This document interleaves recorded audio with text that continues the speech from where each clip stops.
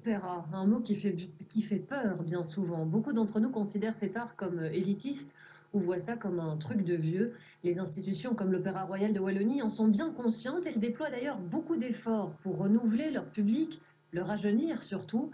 La survie de l'opéra en dépend. Le reportage de Marc Mélon et Éric Destiné. Pour la plupart de ces élèves de quatrième année secondaire, c'est une première. Une soirée à l'opéra. Une heure avant la représentation, ils prennent déjà place dans la grande salle. Voilà, alors nous voici à l'intérieur, au cœur de ce théâtre. Pour ces jeunes d'une quinzaine d'années, le programme a été adapté.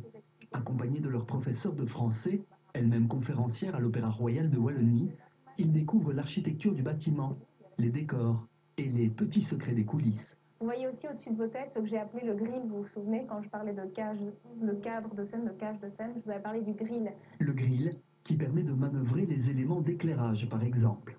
Dans quelques minutes, ils vont assister à une représentation de la Traviata, une des œuvres les plus jouées au monde, une vraie découverte. Moi, l'opéra, au départ, ça ne me parlait pas du tout, mais je suis très intéressée par la musique. J'adore ça, franchement.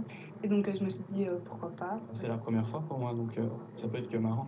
C'est intéressant? Ben, franchement, pour le moment, oui. On découvre plein de choses, par exemple sur le toit, ou sur l'histoire un peu de l'opéra.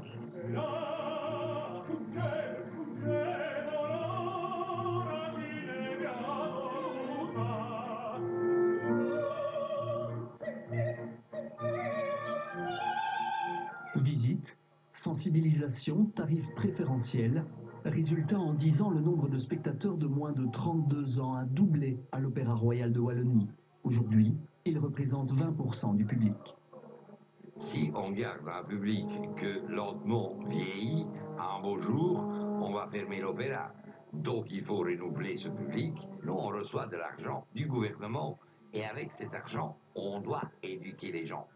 L'école donne des notions. La formation, c'est des compétences des institutions culturelles. En tout cas, ce soir-là, un nouveau public a peut-être été conquis. Il y a vraiment une histoire qui se cache derrière chaque personnage. Il y a beaucoup d'émotions. Ce que j'apprécie vraiment, c'est sur la scène, les animations qu'ils font, les lits qui sortent. On voit aussi les gradins qui rentrent. Franchement, je trouve la mise en scène vraiment bien. C'est clair, il n'y a pas d'âge pour apprécier les œuvres, même les plus classiques.